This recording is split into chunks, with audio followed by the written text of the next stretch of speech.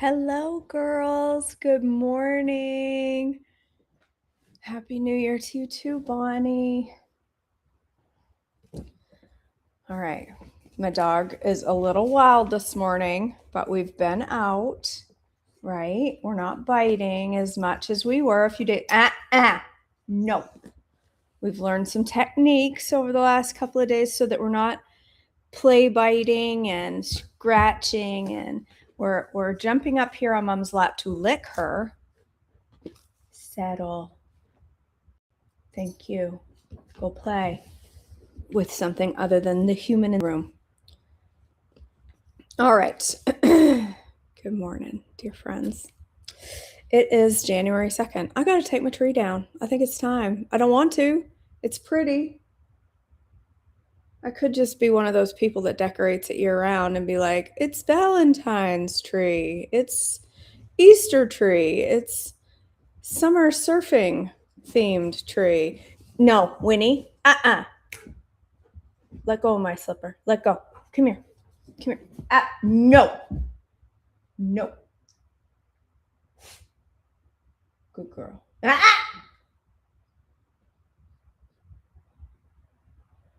Good girl. We're practicing. All right. January 2nd.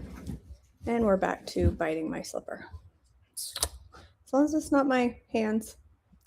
All right. Now Adam had sexual relations with his wife. Got saucy right out. Like, let's just start it off this morning.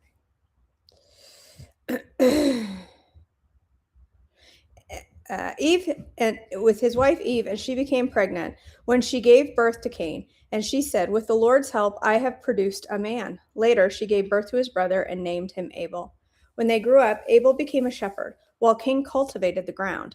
When it was time for the harvest, Cain presented some of his crops as a gift to the Lord. Abel also brought a gift, the best portion of his firstborn lambs from his flock. The Lord accepted Abel and his gift, but he did not accept Cain and his gift. This made Cain very angry, and he looked dejected. Why are you so angry? The Lord asked Cain. Why do you look so dejected? You will be accepted if you do what is right. But if you refuse to do what is right, then watch out. Sin is crouching at the door, eager to control you, but you must subdue it and be its master. One day, Cain suggested to his brother, let's go out into the fields. And while they were in the field, Cain attacked his brother Abel and killed him. Afterward, the Lord asked Cain, where is your brother? Where is Abel? I don't know. Cain responded, am I my brother's guardian? He's a little sarcastic. Right out of the gate here. Third person born to the planet, and he's using sarcasm. Am I my brother's keeper? But the Lord said, what have you done? Listen, your brother's blood cries out to me from the ground. Now you are cursed and banished from the ground, which has swallowed your brother's blood. No longer will the ground yield good crops for you, no matter how hard you work. From now on, you will be a homeless wanderer on the earth. Cain replied to the Lord, my punishment is too great for me to bear. You have banished me from the land and from your presence. You have made me a homeless wanderer. Anyone who finds me will kill me. The Lord replied, no, for I will give a sevenfold punishment to anyone who kills you. Then the Lord put a mark on Cain to warn anyone who might try to kill him. So Cain left the Lord's presence and settled in the land of Nod, east of Eden. Cain had sexual relations with his wife, and she became pregnant and gave birth to Enoch. Then Cain founded a city which he named Enoch after his son. Enoch had a son named Irad. Irad became the father of Mehujael. Mehujael became the father of Methushael. Methushael became the father of Lamech. Lamech married two women. The first was named Ada, and the second was Zillah. Ada gave birth to Jabal, who was the first of those to raise livestock and live in tents. His brother's name was Jubal, the first of all to play the harp and flute. Lamech's other wife, Zillah, gave birth to a son named Tubal-Cain. He became an expert in forging tools and bronze and iron. Tubal-Cain had a sister named Naamah, and one day Lamech said to his wives, Ada and Zillah, hear my voice. Listen to me, you wives of Lamech. You have killed a man. I have killed a man who attacked me. A young man who wounded me. If someone kills Cain, If someone who kills Cain is punished 7 times, then the one who kills me will be punished 77 times. No. Don't you snark at me. No. No. Good girl. Good Winnie. That's a good Winnie. Good girl. Thank you. Yes, good girl. Yes, I just said thank you to a dog. Yes, I did. I said thank you to a dog. It's not weird at all. Not weird at all. If someone who kills Cain is punished, lay down. Lay down. Lay down. Thank you. I did it again. I did it again.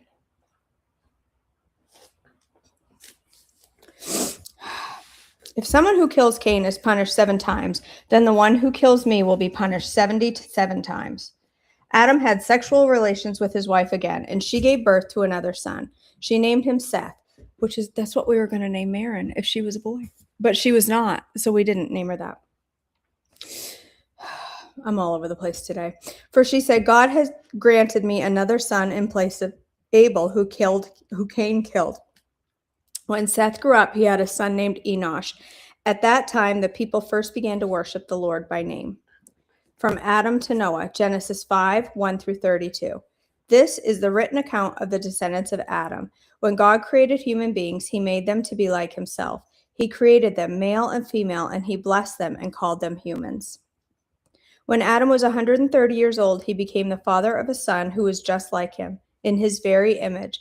He named his son Seth. After the birth of Seth, Adam lived another 800 years, and he had another son and daughters. Adam lived 930 years, and then he died. No. When Seth was 105 years old, he became the father of Enosh.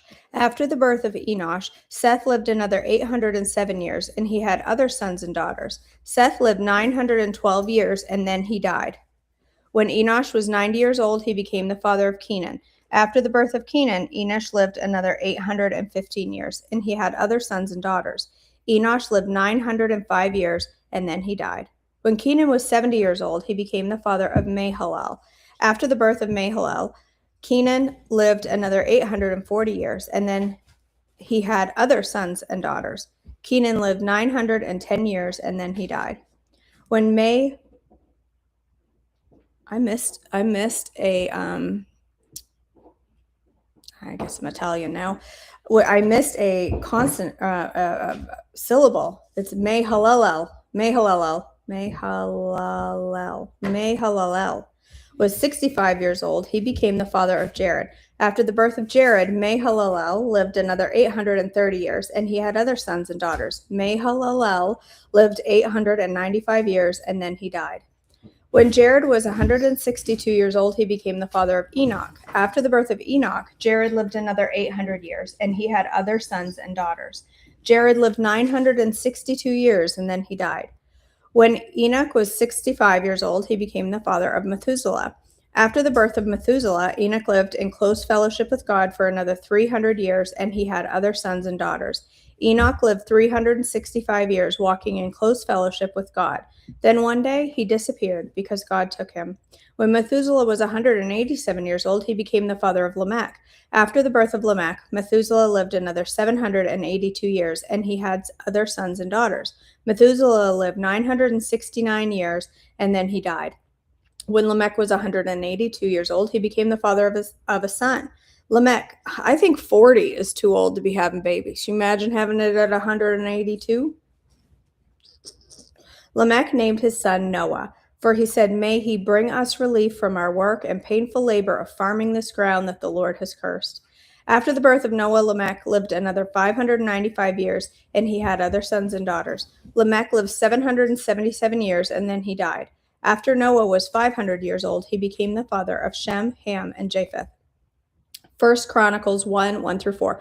Now, if you're not familiar with the chronological Bible that we've been reading over the past few years, if you're new to devotions, it goes in the order that it happened. And so sometimes we repeat the same story or the same information over and over, depending if it was from another book.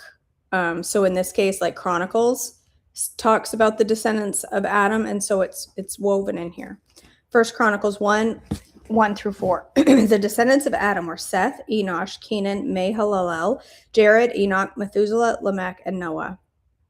The sons of Noah were Shem, Ham, and Japheth. Noah and the flood. Genesis 6:1-22. Then the people began to multiply on the earth. The daughters were born to them. The sons of God saw the beautiful women and took them as any they wanted as their wives. Then the Lord said, "My spirit will not put up with this. Humans will not put up with humans for such a long time, for they are only mortal flesh. In the future, their normal lifespan will be no more than 120 years." I love that section. It's like he went, these people are sticking around too long. I can't take them that long. They're a little overbearing. So let's cut it a little shorter.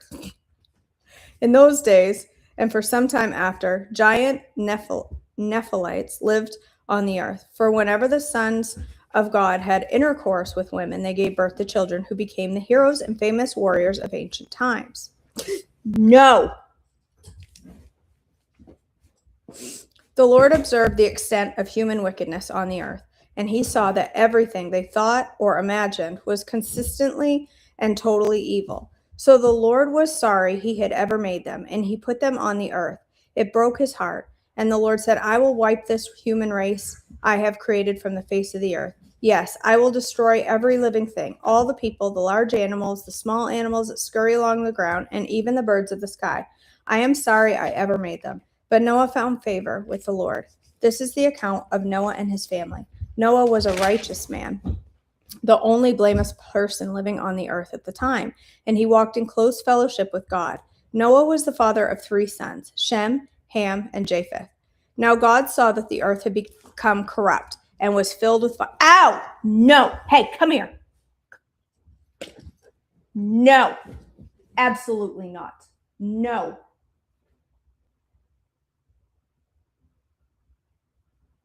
Good settle. That was good. Good girl. Now keep it up.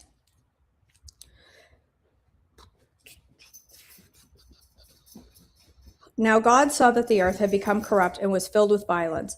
God observed all this corruption in the world, for everyone on the earth was corrupt. So God said to Noah, "I have decided to destroy all living creatures, for they have filled the earth with violence. Yes, I will wipe them out along with the earth. Build a large boat from cypress wood and waterproof it with tar inside and out. Then construct decks and stalls throughout its interior. Make the boat 450 feet long, 75 feet wide, and 45 feet high. Leave an 18-inch opening below the roof all the way around the boat. Put the door on the side and build 3 decks inside the boat, lower, middle, and upper. Look, I am about to cover the earth with a flood that will destroy every living thing that breathes. Everything on earth will die, but I will confirm my covenant with you. So enter the boat, you and your wife and your sons and their wives. Bring a pair of every kind of animal, a male and a female, into the boat with you to keep them alive during the flood. Pairs of every kind of bird and every kind of animal and every kind of small animal that scurries along the ground will come to you to be kept alive. And be sure to take on board enough food for your family and for all the animals." So Noah did everything exactly as God had commanded him.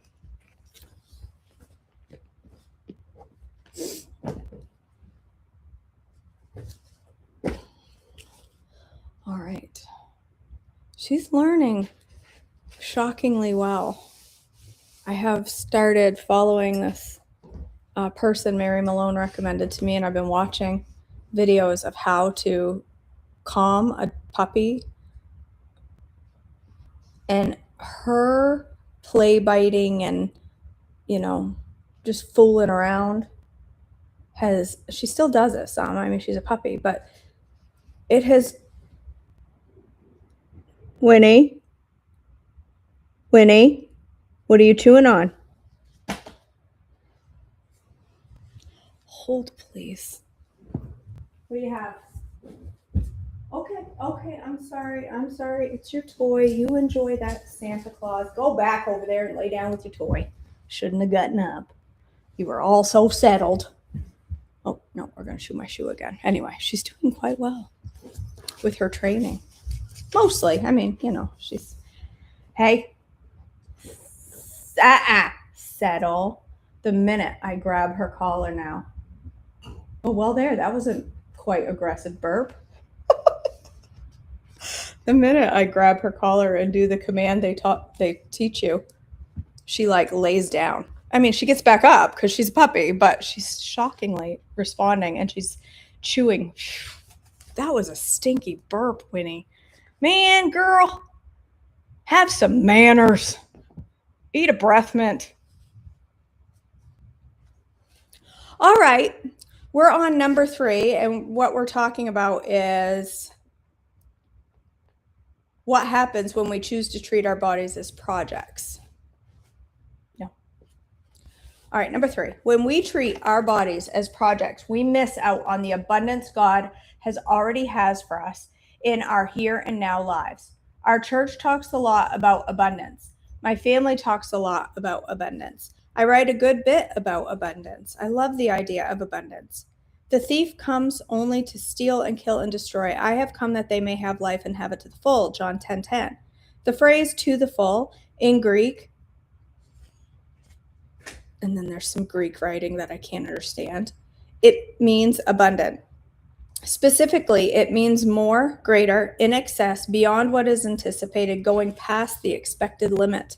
If we read the Bible in snippets and pockets without looking at the broad context of what God values and teaches throughout all of Scripture, we would be tempted to interpret abundance to mean more of what the earth values. We might believe that abundance means more comfort, more money, more stuff. As a whole, Scripture helps us remember that the things of this world will fade and burn. That wealth can actually be a stumbling stone when it comes to understanding the kingdom, Matthew 19:24. And following Jesus often requires breaking of allegiance to our stuff, Matthew 19:21. In the light of this, we've got to remember that the abundance that Jesus came to bring us is spiritual and thus eternal. It's peace, it's comfort, it's his presence, it's his power, it's renewal, it's vision, it's healing, it's hope, it's mission and purpose and passion that is ours for the taking. It's all this and more. It's abundance purchased for us on the cross of Christ. And what if we're missing out on the abundance right now because we're stuck in a project-based mentality about our bodies? What if we're believing we have to achieve to earn abundance by making ourselves look like culture expects us to? What if we've misunderstood the concept of abundance entirely because we've bought the lie that the best thing we can have is a good body when we already have good bodies? What if the enemy couldn't take us out or take our gifts or wreck our lives, so he just made us wish we could be better from an earthly standpoint? What if we're missing out on the true, eternal, spiritual understanding of seasons and what God does in and through them because we're trying to get summer bodies and treating our flesh as if it's a project to be completed? Can we treat our bodies like the good gifts they are? Can we declare them good just as they are right now and remember that the most important thing we bring to the table is our souls? Ouch! It's a little mean. Just kidding. Right, Win? You gonna come up here and give me kisses? Is that what you're gonna do? All right. Just make sure you didn't miss any chat. You do, Pam. I know you've mentioned that. I've thought about it. I was thinking about getting like a tree from the Hoblob to put here, some kind of like tree that has light strung on it, because it does make me happy. But I don't know if I'm the Valentine's tree kind of a girl. I never saw myself as the Valentine's tree kind of a girl. Maybe I am. Maybe the year I turn 48 is the year I become the girl that decorates seasonal trees. I don't know. Not opposed to it. I don't know. Then I have to keep this corner. If you guys could see what is in this corner.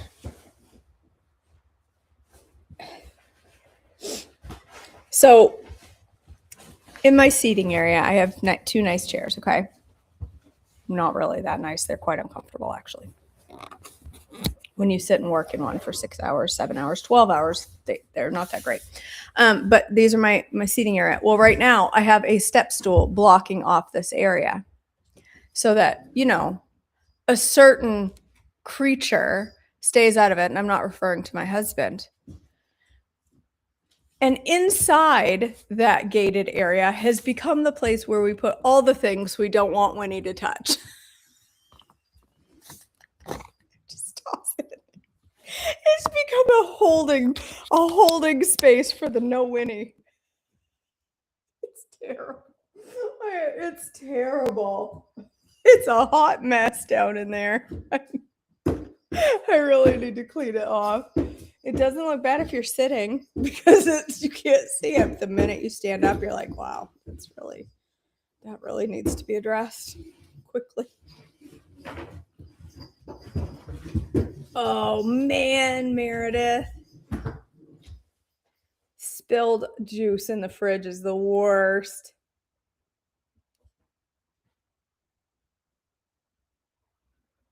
Alice, I took our tree down. Like, this is the only Christmas decoration left in my house. This and that really, really pitiful looking poinsettia out there that has like one leaf left on it. That's the only Christmas decorations.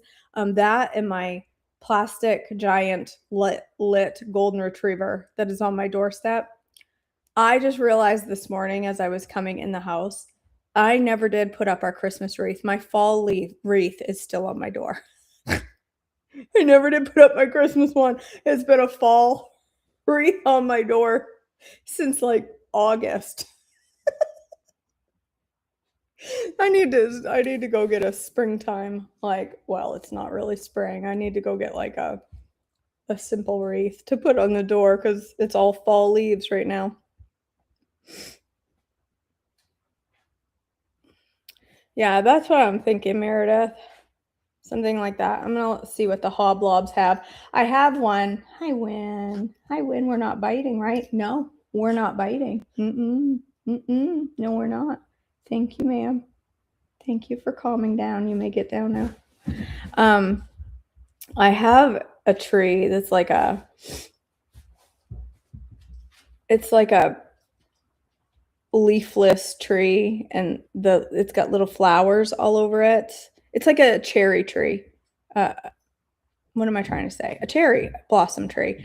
And the cherry blossoms are all lights. My husband abhors it. The bottom broke, so it's always slightly tilted. And he thinks it's the most hideous thing on the planet. So I finally gave in and just put it away because he was always walking by it going, oh my gosh, I hate that thing. Like, he loathed it.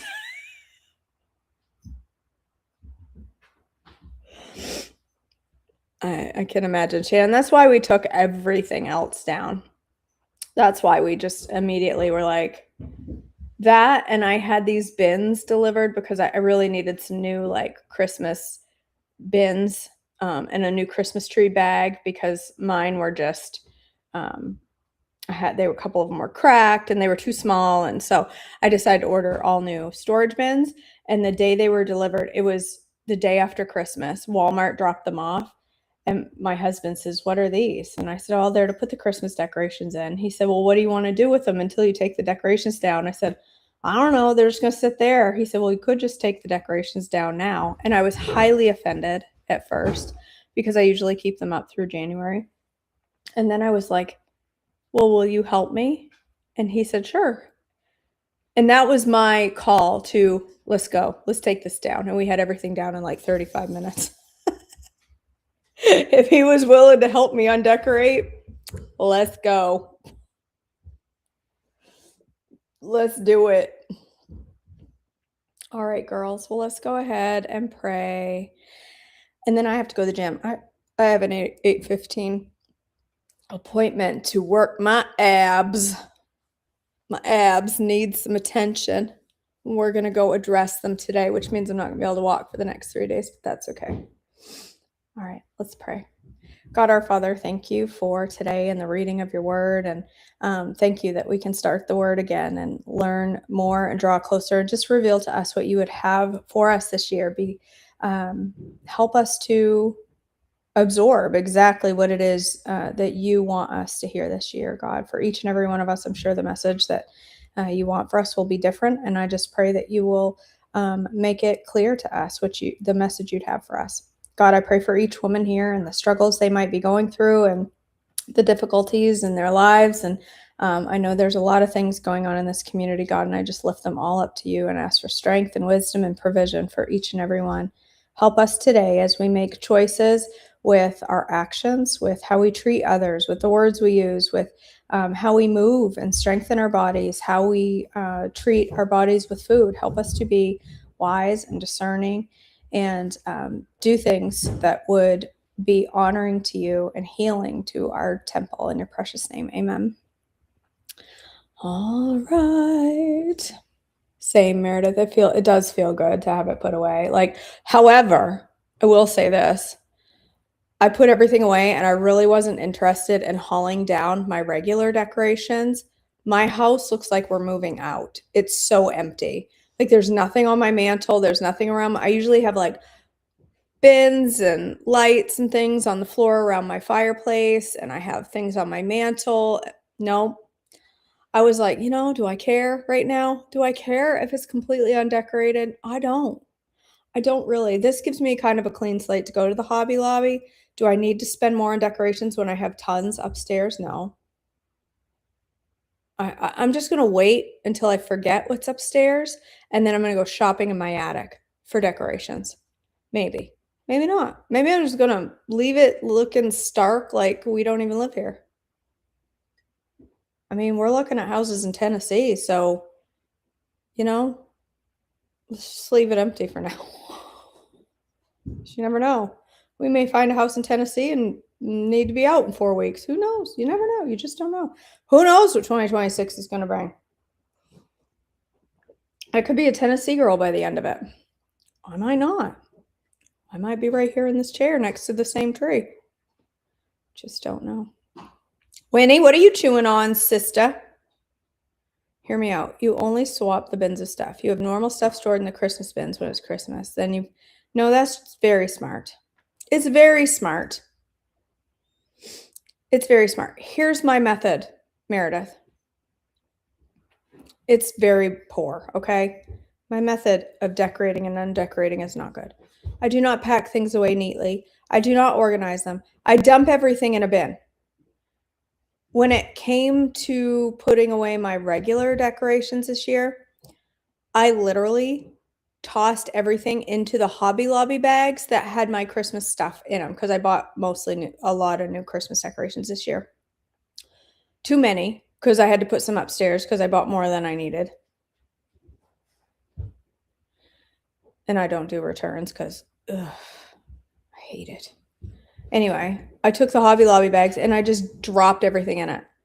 Do I know where anything is? It's just tied up in a Hobby Lobby bag. Glass next to not glass, glitter next to the unglittered. It's just chaos. That's my method. It's the same as my method of packing when I have to move. It just all gets tossed in a box. I don't care. I don't care if it's kitchen mixed with bathroom. It doesn't matter. The toilet paper holder can go right next to the spatulas. It really doesn't matter. I just toss it all in one box and hope for the best. I hope that somehow some little moving elves are going to come in and rearrange it while I'm away, while I'm moving. And then when I get to my new destination and unpack, it'll all be somehow right. It never has been, but I keep hoping. Someday that's going to happen. All right, girls, I have to go work out because that's what you do on January 2nd. You work out, right? Everybody say, yes, KJ, I'm going to work out today. I know, I'm getting there, Bonnie. I don't care as much as I used to. I'm Especially now with the Winnie Meister. She's I can't have anything nicer on my fireplace. She's going to eat it. All right. I love you ladies so much. Go work out your bodies. Go strength train. If you are part of group coaching, the strength rhythm has been posted. Don't be waiting until Monday. We don't wait until Monday. You get out the strength rhythm. You print off the beginner or the intermediate or advanced and you do it. Friday is a workout day. Friday is a full body. Go do it. You ain't going to die. You will be fine. Go do it. All right. I love you. I hope you have amazing